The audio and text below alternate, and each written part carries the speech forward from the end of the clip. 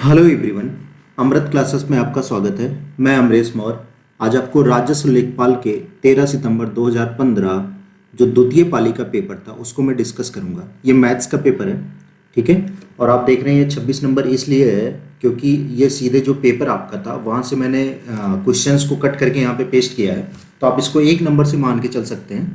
Total आपका इसमें 25 question है, तो 25 क्वेश्चन मैं डिस्कस करूंगा, ठीक है। तो चलिए स्टार्ट करते हैं। अब ये पहला क्वेश्चन देखिए। इसके पहले जो इसका प्रथम पाली का जो पेपर था 13 सितंबर 2015 का प्रथम पाली का, उसको मैं अपलोड कर चुका हूँ। उसको आप चाहे पहले जाके देख सकते हैं, क्योंकि क्या होता है कि आप देखते हैं कि मैं कोई क्वेश्चन कराता हूँ, अगर वो पहली बार मैं आपको समझा रहा होता हूँ तो उसकी थोड़ी बेसिक चीज़ें मैं बताता हूँ, ठीक है। तो उस पहले वाली शिफ्ट का पेपर अगर आप देखते हैं तो आपको काफ़ी सारी बेसिक चीज़ें पता चलती हैं, क्योंकि हो सकता है इसमें कोई क्वेश्चन ऐसा आए तो मैं आपको बोलूँगा ये पहले वाले शिफ्ट में मैं कराया हूँ, वहाँ से आप बेसिक्स को देखिए, ठीक है। तो चलिए स्टार्ट करते हैं। 26 नंबर क्वेश्चन कह रहा है एक व्यापारी, ये 26 नंबर क्वेश्चन है, आप इसको 1 नंबर क्वेश्चन भी समझ सकते हैं अपने हिसाब से। ये कह रहा है एक व्यापारी अपनी वस्तुओं पर 25% मूल्य बढ़ाकर अंकित करता है, ठीक है। तो देखिए, परसेंट वाले सवाल लगाने के लिए आज के डेट में जैसे एक परसेंट के तरीके से तो आप कर ही सकते हैं, 100 मान के जैसे भी। और अधिकतर आप लोग आज के डेट में देखते हैं फ्रैक्शन रूल के भी बहुत ज़्यादा यूजेस होते हैं। फ्रैक्शन रूल से भी क्वेश्चन लगे हुए आपको मिलते हैं किताबों में।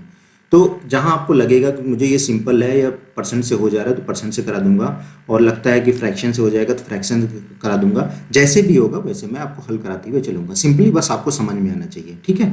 थोड़ा सा पेशेंस रखिएगा, है ना, और आसान से सिंपल भाषा में समझते हुए चलिए, ठीक है। तो ये कह रहा है कोई व्यापारी था, वो 25% मूल्य बढ़ाकर अंकित करता है, यानी जो उसका एमआरपी होगा वो 25% बढ़ा के रखता है। और कोई जो सामान खरीद के लाया होगा, ठीक है, जैसे मैं आपको ऐसे दिखाता हूँ, जैसे मान लो एमआरपी, एसपी, सीपी, ऐसे आप बना लीजिए। तो मान लीजिए वो सामान 100 रुपये में खरीद के लाया होगा, मान लिया। ये हमें नहीं पता है कितने में था, क्योंकि यहाँ परसेंट की बात हो रही है, और परसेंट में कभी भी एग्जैक्ट वैल्यू की जरूरत नहीं होती। कुछ भी मैंने मान लिया 100 रुपये में खरीद के लाया होगा। तो एमआरपी को जो वो रख रहा है, तो एमआरपी को वो 25% बढ़ा के अंकित कर रहा है। तो 25% 100 में बढ़ाओगे तो एमआरपी को 125 रुपये में कर रहा है, ठीक है। अच्छा, आप क्या कर रहे हैं, यदि वह अंकित मूल्य पर 4% का छूट देता है, ठीक है। तो कुछ चीज़ें आप हमेशा दिमाग में रखिएगा एमआरपी, एसपी और सीपी में, एमआरपी, एसपी, सीपी में, है ना। इसमें 3 बात हमेशा आपको याद रखनी है। कभी भी जब डिस्काउंट की बात होती है, एमआरपी पे जब डिस्काउंट दिया जाता है तो वो एसपी मिलता है, ठीक है। एमआरपी पे डिस्काउंट होता है, और एमआरपी पे जब डिस्काउंट दोगे तो वो विक्रय मूल्य हो जाता है। और जब प्रॉफिट या लॉस की बात हो तो सीपी पे अगर फायदा हो या सीपी पे अगर हानि हो तो वो तभी भी क्या मिलता है, एसपी मिलता है। एसपी ऐसी वैल्यू होती है जो एमआरपी और सीपी को एक रिलेशन बनाता है, रिलेट करता है, जोड़ता है, ठीक है। तो ये हमेशा इतना दिमाग में रखना, और क्वेश्चन जो भी कर रहा है उसके हिसाब से चलेंगे, लेकिन तो बेसिक चीज़ें यही है। तो अब क्या कह रहा है कि यदि अंकित मूल्य पर 4% का डिस्काउंट देता है, 4% का डिस्काउंट देगा, तो वो जो वैल्यू आएगी डिस्काउंट देने के बाद वो एसपी आएगा। ये 4% का डिस्काउंट दिया है, तो यार ये बताओ 125 का 4% डिस्काउंट आप निकाल लो, तो 125 में 4% का डिस्काउंट निकालोगे, 4% की इसकी वैल्यू निकालोगे, कितना आ जाएगा बताइए। तो ये काट लो, तो ये कितना 25 है ना, ये 25 चौका 100, 25 से काटोगे 25 पंचे 125, 5 रुपया होगा, यानी 5 रुपया इसमें से घटाना पड़ेगा, तो वैल्यू कितनी आएगी, 120 तो आ जाएगी, है ना, क्योंकि 5 ही घटेगा। यहाँ पे ये 4% की जो भी वैल्यू आएगी वो 5 रुपया होगी, तो 5 रुपया इसमें से जब घटा दोगे तो ये कितना आ जाएगा, 120 आ गया, ठीक है। अब कह रहा है तो उसका लाभ प्रतिशत कितना होगा। लाभ प्रतिशत आपसे पूछा है, भाई 100 रुपये का कोई सामान इसने खरीदा और बेच रहा है कितने में, 120 रुपये में, तो बताओ फायदा कितने का होगा, 20 का, है ना। परसेंट निकालोगे तो परसेंट कितना होगा, 20/100, है ना। किससे आप देख रहे हो, किससे ज़्यादा है, 100 से ज़्यादा है, तो ये 100 नीचे हो जाएगा आधार, पूरे 100, है ना, तो कितना आ जाएगा 20%, ठीक है। तो ये आपका आंसर कितना आएगा, 20%। तो आप परसेंट में भी गेम खेल सकते हैं, परसेंट में भी चीज़ों को समझ सकते हैं। अच्छा, मैं फ्रैक्शन रूल से आपको करके दिखाता हूँ इसे, ठीक है। थोड़ी थोड़ी बेसिक चीज़ें आप समझते रहिए। आपको लगता होगा कि मेरे वीडियो थोड़े बड़े होते हैं, लेकिन उसमें क्या रहता है, मैं समझाता बड़ा ज़्यादा हूँ, समझाने की वजह से थोड़ी सी वीडियो बड़े हो जाते हैं। आप 1-2 वीडियो जब आप देखेंगे इसमें, जैसे 1-2 पेपर आप अगर आप शुरू के देखेंगे तो बेसिक चीज़ें जब समझाता रहूँगा तो आगे वाले पेपर में मैं ये बोलूँगा मैं वहाँ समझा चुका हूँ, तो वहाँ मैं तेज कर सकता हूँ। अभी मैं तेज नहीं पढ़ा सकता इसको, ठीक है। तो जैसे क्या कह रहा है, 25% मूल बढ़ा के, तो जो 25% मूल बढ़ाएगा तो 25 को फ्रैक्शन में लिखो, 25/100 करोगे तो 25 से 25 चौका 100 होता है। तो और ये सीपी होगा, है ना। और ये बढ़ा के जो लिख रहा है ये बड़ी वैल्यू होगी 1। तो अगर सीपी 4 है, उसका खरीद 4 है, एक बड़ी वैल्यू, तो बताइए एमआरपी कितना होगा? एमआरपी, क्योंकि एमआरपी बढ़ा के करा तो एमआरपी 5 हो जाएगा। तो मैंने ऐसे लिख लिया एमआरपी है ना, एसपी और कितने के, सीपी के। तो सीपी हमारा 4 यूनिट है, एमआरपी कितना है, 5 यूनिट। वैसे 100 पे ये डाटा आसान था तो 100 वाले से ही करिएगा, ये मत करिएगा। ये तब किया जाएगा जैसे यहाँ पे 16 से 2/3% और यहाँ कितना देते, 14 से 2/7%। बात समझ रहे हैं? ऐसे सवाल भी आ सकते हैं। तो ये सवाल थोड़ा डिफिकल्ट हो जाएगा इस वैल्यू के लिए, ऐसे सवालों के लिए, ऐसे डाटा के लिए ये चीज़ें अप्लाई की जाती है जो ये मैं अब लगाने चल रहा हूँ। ठीक है, अगर आसान डाटा है तो 100 मान के आप कर लो, कोई प्रॉब्लम नहीं है। ठीक है, ये आ गया डाटा। अब क्या कह रहा है, अंकित मूल्य पर 4% का डिस्काउंट देता है। तो 4% का जब आप डिस्काउंट देंगे, 4% को मैं इधर लिख के दिखाता हूँ यहाँ पे 4%। तो 4% को 4 बटे जब आप 100 करोगे तो कितना आ जाएगा, 4/100, तो 1/25। अब ये डिस्काउंट किस पे होता है, अंकित मूल्य पे, तो ये एमआरपी हो गया। ये सब दिमाग में रखना। और ये डिस्काउंट दे दिया 1 का। तो बताइए एसपी कितना आया, 24। कोई प्रॉब्लम किसी को नहीं? ठीक है, तो हमें डाटा पता चल गया, ये हमारा 24 है और ये हमारा कितना है, ये 25 है। ठीक है, अब हमें क्या करना है, अब इस डाटा में हमारा एमआरपी एक ऐसी डाटा है जो एमआरपी हमारा एसपी और सीपी को रिलेट कर रहा है, क्योंकि एमआरपी पे 2 डाटा है। तो एमआरपी को सेम कर लो। तो एमआरपी को जब मैं सेम करूंगा तो भाई 25, इस वाले अनुपात में तो 25 है, तो इस वाले अनुपात में हमें बनाना है। तो ये बताओ कैसे कर लेंगे, यहाँ पे 5 से गुणा कर दे तो यहाँ पे भी कितने हो जाएगा, यहाँ पे भी 5 से गुणा हो जाएगा। बिल्कुल, तो ये डाटा कितना आएगा, ये तो 25 हो गया, यहाँ पे ये 24 है, लेकिन यहाँ कितना आ गया, 20। ठीक है, 20 आ गया। अब बताओ हमारी सीपी है 20 यूनिट क्रय मूल्य और बी कितना रहा, 24 यूनिट। तो फायदा कितने का हुआ बताइए, 4 यूनिट का। कोई प्रॉब्लम नहीं। 4 यूनिट का किस पे हुआ, 20 पे हुआ। ध्यान से समझना। तो बताइए प्रॉफिट परसेंटेज कितना हो गया, प्रॉफिट 4 यूनिट का और सीपी 20/100। तो ये क्या कर दूं, 20/2500, 5 20, 20% का आपको लाभ हो गया। तो एक तो ये तरीका होता है जैसे मैंने फ्रैक्शन से बताया। थोड़ा सा हो सकता है जो फ्रैक्शन ना समझते हो उनको थोड़ी सी दिक्कत होती है।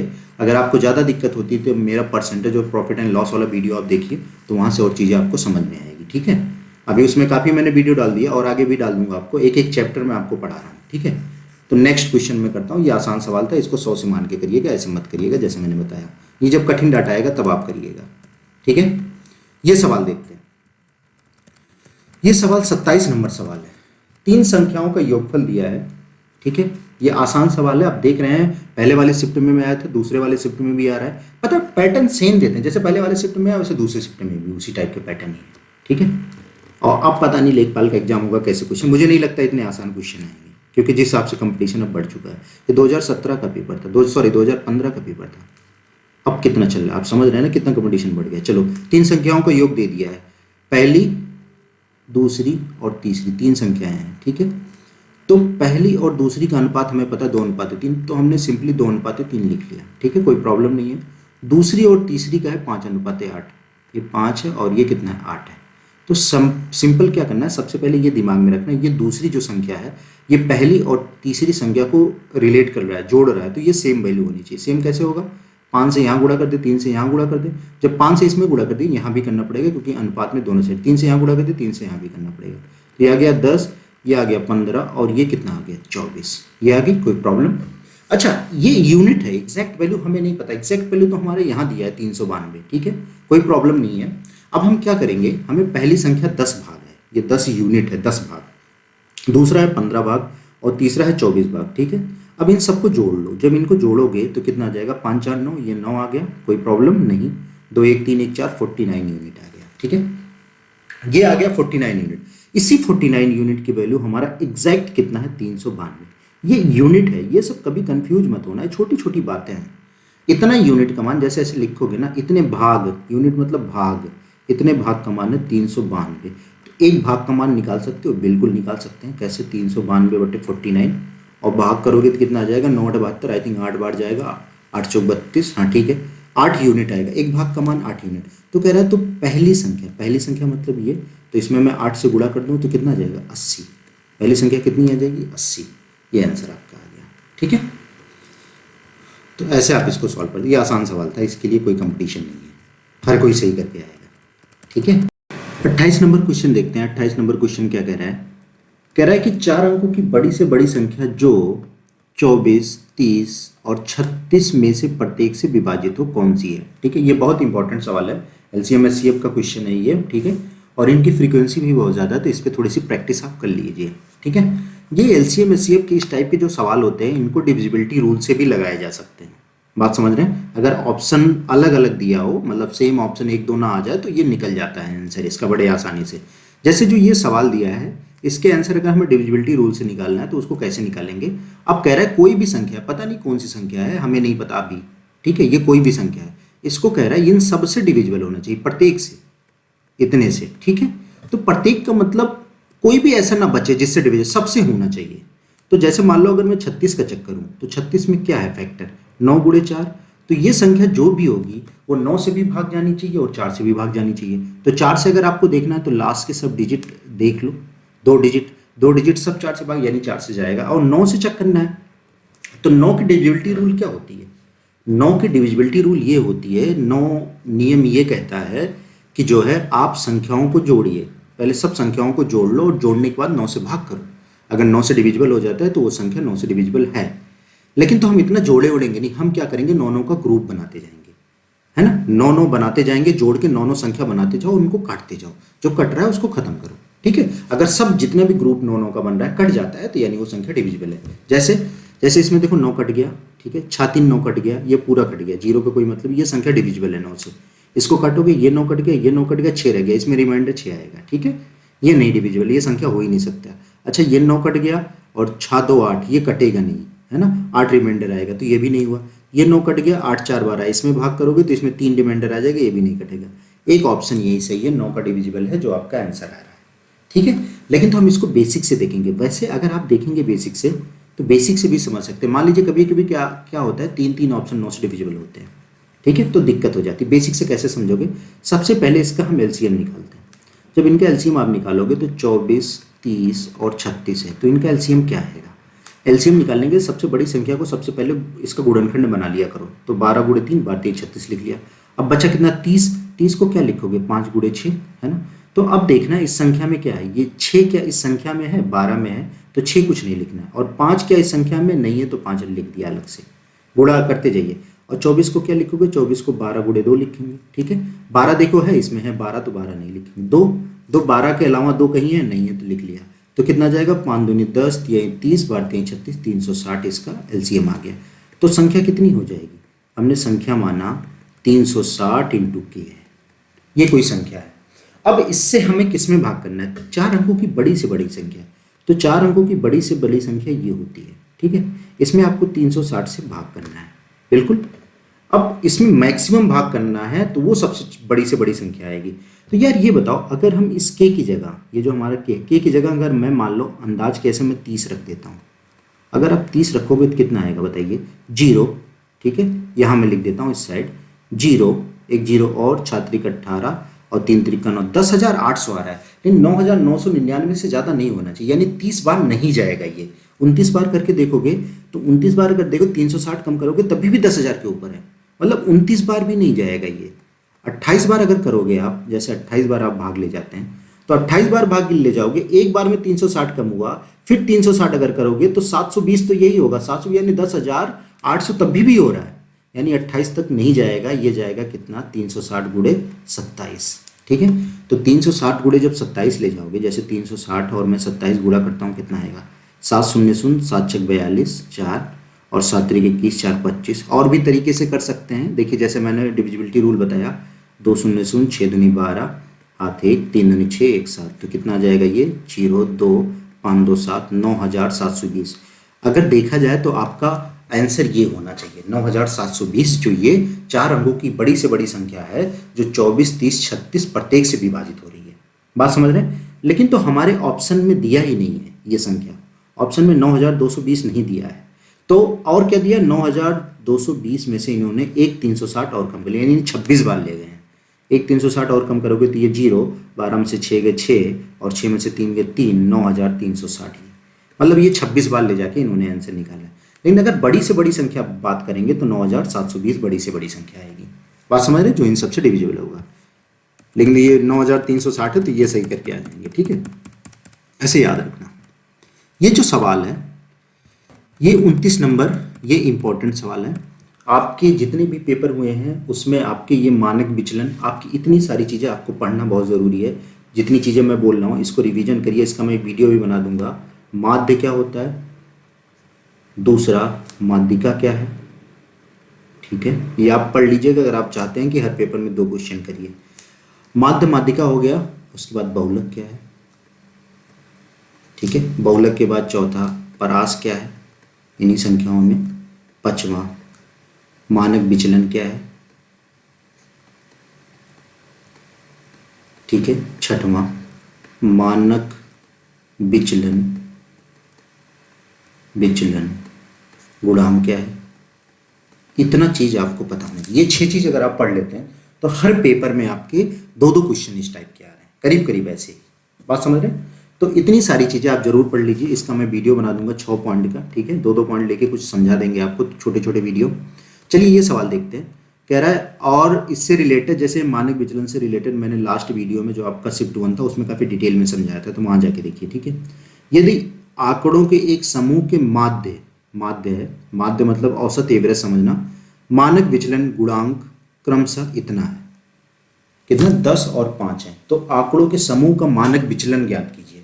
तो पता क्या होता है, ये जो मानक विचलन गुणांक होता है ये सीधे एक फार्मूला ही होता है, मानक विचलन गुणांक, ठीक है, ये कोफिशिएंट ऑफ वेरिएंस होता है, ठीक है। तो इसका जो होता है ये होता है मानक विचलन, ठीक है, मानक विचलन, ये आप लिख लीजिएगा, मानक विचलन बटे माध्य। कहने का मतलब ये सिग्मा होता है, सिग्मा बटे म्यू होता है, म्यू माध्य होता है, ये चीजें होती है आपकी, ठीक है। मानक विचलन आपका सिग्मा हो गया और ये कोफिशिएंट ऑफ वेरिएंस होता है, ये सीबी होता है, ठीक है। तो ये फार्मूला होता है। हमें इसमें क्या पता है, हमें ये वैल्यू पता है, ये वैल्यू हमें दे दिया है कितना, 5, ठीक है।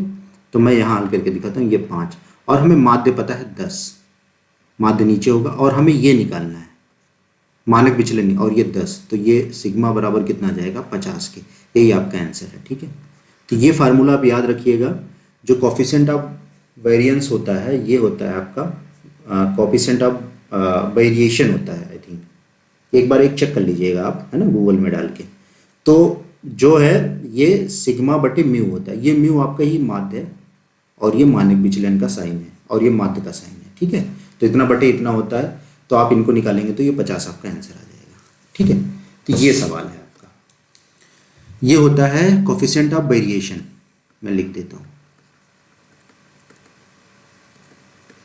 ठीक है, वेरिएशन, ठीक है, ये चीजें होती है। चलिए ये भी क्लियर हो गया, आगे बढ़ते हैं। ये सवाल देखते हैं, 30 नंबर सवाल, ठीक है। ये सवाल बहुत आसान है, इसमें कोई कुछ नहीं है। इस सवाल में मैंने एक वीडियो बना के रखा हुआ है, वो जाके देख लीजिए पूरा। कितने भी तोड़ के आप कर, कितना भी तोड़ के देता है तो उन सबको आप सॉल्व कर सकते हैं। मैंने कुछ एग्जाम्पल लेके जितना भी x स्क्वायर, x की पावर 4, x पावर 6 आ जाए, इवन x पावर 8 तक वैल्यू आ जाए, तो कैसे आप सॉल्व करते हैं तो आप जाके देख लीजिए, मैंने यूपीएसआई के वीडियो में समझाया होगा, ठीक है। तो वहाँ से ढूंढ के आप इसको पढ़ लीजिए, लेकिन मैं यहाँ समझाता हूँ ये क्या चीज़ है। ये बहुत आसान सवाल है। कह रहा है कि जैसे लिखा हुआ है एक्स स्क्वायर प्लस 1/x² बराबर 23, और आपको ये वैल्यू निकालनी है, ये वैल्यू, ठीक है। तो आप कैसे निकालोगे, सबसे पहले मुझे अगर करना होता तो सिंपली, इसमें वैल्यू बड़ी आसानी से दिख रही है कि हम 5 कर लेंगे, 5 का फिर ऐसे से बढ़ाती वैल्यू जाएंगे, आंसर आ जाएगा। लेकिन मैं आपको समझा के बताता हूँ। सबसे पहले आप x प्लस 1/x निकालो, तो x प्लस 1/x निकालेंगे क्या आएगा, a² प्लस b², है ना, प्लस 2ab, तो 2 इंटू एक्स इंटू 1/x करेंगे तो ये वैल्यू कट जाएगी, यानी सिर्फ मैं 2 रख दूँ, और ये वैल्यू आपको पता है कितना है, 23 है, तो आपने 23 रख दिया, और ये प्लस 2 था ही, और ये वैल्यू x प्लस 1/x का होल स्क्वायर है, तो फाइनली x प्लस 1/x आपका कितना आ जाएगा, √25, और ये प्लस माइनस 5 आएगा, तो मैंने 5 ले लिया। आपको ये पता चल गया कि x प्लस 1/x 5 है, तो इसको आपको क्या करना है, x प्लस 1/x का होल स्क्वायर करो, है ना। इसको हमने क्या किया, होल स्क्वायर करोगे तो कितना आ जाएगा, x² प्लस 1/x², ठीक है, x² प्लस 1/² प्लस 2, ठीक है। अब आपको समझते जाना है। देखिए अब आपको ये वैल्यू पता चल गई 5, तो आप यहाँ पे 5 रख दिया, 5 का स्क्वायर, 2 को इधर लाए, -2 x² प्लस 1/x², ठीक है, ये हमने कर दिया, ओके। तो ये कितना जाएगा, मैं इसको इधर कर लेता हूँ, एक्स स्क्वायर प्लस 1/x² बराबर 25 माइनस 2 कितने के आ जाएगा, 23 के। ठीक है, अब फिर से हम इसका एक बार और स्क्वायर करेंगे। इसका जब एक बार और स्क्वायर करोगे दोनों साइड का तो कितना आ जाएगा, ये आ जाएगा a² यानी x⁴, ये भी आ जाएगा x⁴, a² प्लस b², इन दोनों का स्क्वायर किया ऐसे होल स्क्वायर करके, और 23 का प्लस 2 ये भी करोगे तो ये कट जाएगा, 2 ही रहेगा, बराबर 23 का स्क्वायर, 23 का स्क्वायर हो जाएगा 529 के। ठीक है, यही आएगा। तो x⁴ प्लस 1/x⁴ बराबर आ जाएगा 529 माइनस 2 यानी कितना आ जाएगा, 527। ठीक है, यही 527 आपका आंसर आ जाएगा। लेकिन तो आप बात समझ रहे, इतना एग्जाम में करने की ज़रूरत नहीं है। ठीक है, एक मिनट में थोड़ा सा स्क्रीन इधर कर लेता हूँ, थोड़ा सा डिस्टर्ब हो गया, एक मिनट रुक जाइए। ठीक है, अब सही है। तो इतना हल करने की ज़रूरत नहीं है, आप वहाँ से जाके वीडियो देख लीजिए कैसे मैंने समझाया था। इसको थोड़ा सा मैं और शॉर्ट करने की कोशिश करता हूँ, अगर आप समझ सकते हैं। जैसे देखिए मुझे करना होता है तो इसको मैं कैसे करता हूँ, ये मुझे पता रहता है। जैसे अभी ये वैल्यू पता है x² प्लस 1/x² बराबर 23, तो मैं क्या करता हूँ, अगर मुझे एक हाथ देखिए कम हो रहा है ना, तो कुछ नहीं करना है, इसको अंडर रूट यानी 2 जोड़ूंगा मैं। अगर ये प्लस लिया तो यहाँ पे प्लस करना है, अंडर रूट करना है, क्योंकि यहाँ पे 2 से आप 1 आ रहे हैं, ऐसे चलता है, 1 2 4 8 16 ऐसे पावर चलता है, और घटेगा तो 16 8 4 2 1 ऐसे घटती हुए जाता है। बात समझ रहे हैं? तो ये फाइनली हमारा 5 आ गया, यहाँ से हमें पता चल गया। अब जब हमें यहाँ से वैल्यू बढ़नी होती है तो देखिए हम लोग कैसे वैल्यू बढ़ते हैं, मैं आपको बताता हूँ। जब x प्लस 1/x बराबर 5 है, हमें क्या चाहिए, x² प्लस 1/x², तो हम क्या करेंगे, 5² माइनस 2। ठीक है, अब फिर अगर इसका स्क्वायर चाहिए, x² प्लस 1/x², फिर जितनी वैल्यू आएगी है ना, उसका स्क्वायर माइनस 2। ये प्रूविंग पे होती है, कोई प्रॉब्लम नहीं है, आप वहाँ जाके देख सकते हैं। अभी इसमें मैं बताने लगूंगा थोड़ा सा दिक्कत होगा, ठीक है, समय ज़्यादा कंज्यूम होगा, आप वहाँ से वीडियो जाके देख लीजिए। ठीक है, और मैंने आपको सॉल्व करके भी बता दिया। ये सवाल देखते हैं। ये सवाल आपका जो है बहुत आसान सवाल है, ज़्यादा इसमें कोई खास दिक्कत नहीं है। इसको समझते हैं क्या है। कह रहा है सुरेश, साझेदारी का ये सवाल है, एक पार्टनरशिप के क्वेश्चन आते हैं उसमें क्या है ना, तो इसको थोड़ा सा समझने की ज़रूरत है बस। सुरेश तथा संदीप एक व्यवसाय में साझेदार हैं। ठीक है, सुरेश ने 5 माह के लिए इतने पैसे लगाए 5000, संदीप ने 6 माह के लिए इतने पैसे लगाए, व्यवसाय में लगाए हैं दोनों ने, वर्ष में अंत में इतने का कुल लाभ हुआ। ठीक है, तो संदीप को कितना मिला, ये चीज़ें पूछा है। ठीक है, तो एक्चुअली क्या होता है, जितने अनुपात में पैसे लगाए रहते हैं उसी के हिसाब से उनको प्रॉफिट भी मिलता है ना। बिजनेस में जैसे मान लो 3 लोगों ने पैसा लगाया, 5:6, जैसे मान लो कोई 5:6:7 के अनुपात में 3 लोगों ने पैसा लगाया, और मान लो 7×6 13 है ना, 13×5 18, मान लो 180 रुपये का फायदा हो गया। कितने का, 180, तो ये 18 180 रुपये का बिजनेस में फ़ायदा हुआ तो 10 गुना, तो सबको कितना है, इसको 70, इसको 60 और इसको कितना है 50, ऐसे फ़ायदा होगा। मतलब जिस हिसाब से आप पैसा लगाए होंगे ना, उस हिसाब से आपको फ़ायदा होगा, उसी अनुपात में ही फ़ायदा आपको होगा। ठीक है, जो भी प्रॉफिट होगा वो उसी हिसाब से बटेगा। तो इसमें जैसे हम कौन कौन है, एक तो संदीप है, एक सुरेश है, और एक कितना, ये सुरेश है और ये क्या है, संदीप है। तो सुरेश 5000 रुपया लगाया है, कितने महीने के लिए, महीना भी लिखा जाता है। ठीक है, ये लगा दिया, और ये कितना लगा रहे हैं, ये 6000 रुपया लगा रहा है, कितने महीने के लिए, 6 महीने के लिए। ये 5 है, वो 6 है। ठीक है, सुरेश 5 ही, तो ये काट दें ऐसे, ये भी कट गया, ये भी कट गया, तो ये कितना आ जाएगा, 25 अनुपात है कितने के, 36 के, दोनों का अनुपात है इतना भाग। अच्छा, अब पैसा कितना कैसे क्या है, अब इन दोनों को अगर आप जोड़ते हैं तो कितना आएगा, इन दोनों को अगर आप जोड़ेंगे तो 6 5 11, 3 2 5 1 6, 61 आया। 61 भाग कमाने 610 रुपया, तो एक भाग का मान 10 रुपया। तो किस काम में पूछा है, संदीप को, तो संदीप हमारा ये था, तो इसमें 10 से गुणा कर दें तो कितना आ जाएगा, 360 रुपया संदीप को मिला। तो सिंपल होता है, याद रखना, साझेदारी वाले सवाल में जिस अनुपात में पैसा लगता है उसी अनुपात में अगर कोई फ़ायदा होता है, ठीक है, तो उसी अनुपात में बढ़ता है। तो ये नेक्स्ट सवाल देखते हैं। ठीक है, क्या कह रहे हैं, 32 नंबर, 2 संख्याओं का अनुपात 3:5 है और उनका लघुत्तम समापवर्तक इतना है, तो छोटी संख्या ज्ञात करना है। 2 संख्याओं का अनुपात इतना है और उनका एलसीएम इतना है, तो 2 संख्याएं इतनी है, तो इनकी संख्याओं को जैसे 1 ये 2 ये मान लिया। ठीक है, तो भाई ये 3x मान लेते हैं और 5x मान लेते हैं, ये पूरी संख्याएं होगी, और इनका एलसीएम क्या होगा, इनका एलसीएम अगर आप निकालोगे तो इनका एलसीएम फाइनली क्या आ जाएगा बताओ, 3 × x है ना, इंटू 5, यही तो आएगा। इन दोनों को तो एक ही लोगे आप, है ना। तो ये कितना आ जाएगा फाइनली 15x, और इसी 15x की वैल्यू आपको एलसीएम पता है कितना है, 300 रुपये। तो ये 300 वैल्यू है, तो 15 दूनी 30, 20 आ गया। तो x बराबर कितने के, 20 के। तो क्या पूछा है आपसे, छोटी संख्या, तो छोटी ये आएगी। तो इसमें 3x में 20 से गुणा कर दो, तो ये कितना आ जाएगा, 60, ये आ जाएगा। 3x की वैल्यू x बराबर 20 है, तो 3x बराबर 60 आ जाएगा। सिंपली ऐसे आप लगा लो, इसमें कोई दिमाग ही नहीं लगाना है, ठीक है। चलिए आगे बढ़ते हैं। छोटे छोटे क्वेश्चन है ये, जितनी तेजी से कर सको। ये तो बहुत आसान सवाल है, इसको आपको सॉल्व करना है। अब कुछ नहीं करना है इसमें देखिए, बस आप रूट हटाते जाइए, आंसर मिलता जाएगा। 15,612 प्लस 154 प्लस 225, ठीक है। तो इन रूट को हटाओगे तो ये 15 आ जाएगा, ठीक है। प्लस 154, 15 लिख दिया, रूट हटा के 15। अब क्या करोगे, अब इनको जोड़ लो, 15,612 प्लस 169, है ना। अब ये कितना आ जाएगा, ये 13 आ जाएगा। किसका होता है, ये 13 का होता है। तो इसको 13 कर दें, 15,612 प्लस 13, ठीक है। अब ये कितना आ जाएगा, 15 और 6 2 5, ये आ गया, ठीक है। अब इनका आपको निकालना है, तो ये 25 है, यानी लास्ट में 5 आएगा ही, ठीक है। अब ये 156 है, तो 156, तो 12 बनी में 144, 12 गुणे 13 देख लो, आप जानते हैं 12 गुणे 13 करोगे कितना आएगा, 13 इसमें गुणा कर लो, तो 3 दूनी 6, और कितना, 3 1 के 3, 1 2 2, 1 1 5 6, यानी कितना आ जाएगा 12, 125 का है ये, है ना। कैसे करते हैं आपको पता है ना, ये अगर लास्ट में 5 होता है तो 125 ये आंसर आ जाएगा। वैसे ऑप्शन से भी देख के आप कर सकते थे, जैसे मान लो 125 था, इसका स्क्वायर निकालना है, तो आप क्या करोगे, लास्ट में 5 है तो 25 रख दिया जाता है। और ये जो संख्या होती है ना, इसमें एक बढ़ा के गुणा, जैसे 12 है, 12 में एक बढ़ा के इनको कर दो, तो यह आ जाएगा 156, ठीक है। जैसे मान लो कहीं 45 लिखा है, इसको आपको करना है, तो 25 आपने रख दिया, और 4 में एक बढ़ा के, 4 में एक बढ़ा के 5 5 20 20 25 आ जाएगा।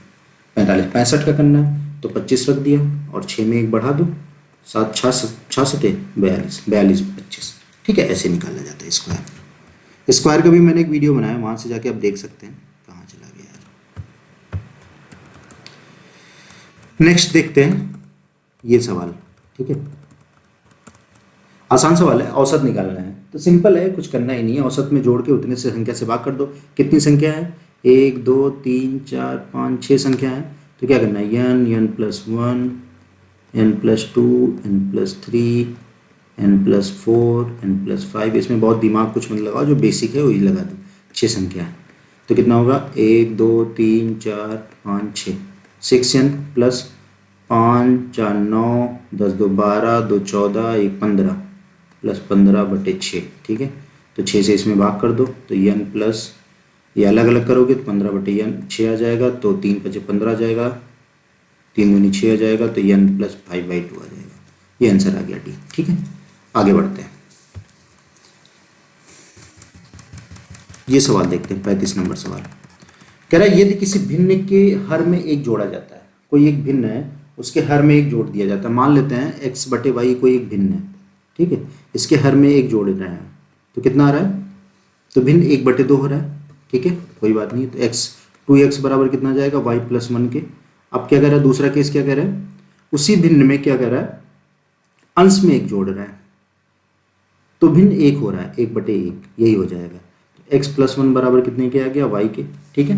अब y की जगह मैं रख दूं x प्लस 1, तो रख दो। अब 2x, इस y की जगह मैं x प्लस 1 रख देता हूँ, इस y की वैल्यू प्लस 1 के, तो कितना आ जाएगा, यहाँ से इस x बराबर कितने के आ गया, 2 के, है ना। तो x बराबर अगर यहाँ 2 रखोगे, किसी एक इक्वेशन में रख दो, तो 2 प्लस 1 y, तो y की वैल्यू कितनी आ जाएगी, y बराबर 3 के। तो x बराबर 2 आ गया, y बराबर 3, तो भिन्न हमने कितना माना था, x/y, तो 2/3। क्या निकालना है, अंश और हर का योगफल, इन दोनों का योगफल निकालोगे अंश और हर का, तो 2 + 3 कितने के आ गया, 5 की, आपका आंसर आ गया। तो हमने भिन्न कितना माना था, यहाँ पे अब मान लिए होते x/y, जैसे यहाँ किया था, भिन्न माना x/y, बस ये आंसर आ गया। ये सिंपली कैलकुलेशन था, ठीक है। 36 नंबर सवाल देखते हैं। कह रहा है, 3 भिन्न भिन्न पात्रों में भिन्न भिन्न मात्राओं के दूध और जल के मिश्रण है, जिनकी माप 403 लीटर, कितने लीटर, 403 लीटर, ठीक है, 434 लीटर और कितना, 465 लीटर है।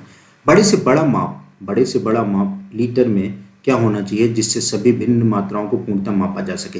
ये देखिए एचसीएफ का निकालना है, हाईएस्ट कॉमन फैक्टर का सवाल है और ये इंपॉर्टेंट सवाल है और ये आसान होता है बहुत। इसमें एचसीएफ निकालना होता है, तो एचसीएफ इतने कंफ्यूज कभी मत होया करिए। एचसीएफ निकाले, एचसीएफ के लिए मैंने आपको बताया था, आपको डिफरेंस ले लो, जहाँ पे सबसे छोटा डिफरेंस लो वहाँ ले लो। जैसे यहाँ पे भी अगर इसका डिफरेंस लोगे ना तो इसका डिफरेंस 31 आ रहा है, यहाँ पे भी डिफरेंस लोगे ना इसका भी डिफरेंस क्या है 31 है। बात समझ रहे हैं, देखना 31 ही है ना, तो सिंपल है 31। ये कौन सी संख्या है, ये एक प्राइम नंबर है, प्राइम नंबर में और कोई वो गुणनखंड तो बनेगा ही नहीं, इसका कोई फैक्टर तो बनेगा नहीं, तो सिंपली इसका एचसीएफ क्या आ जाएगा 31। बस ये खत्म करो, ठीक है, ये आंसर आ गया। तो 31 से अगर 31 पैमाने का आप मतलब 31 में माप का कोई भी अगर आप वो बनाओगे, बड़े बड़े से माप, कोई एक माप बनाओगे जो भी तौलने इसको नापने वाला लीटर में, तो क्या होगा पूर्णतः मापा जा सकता है।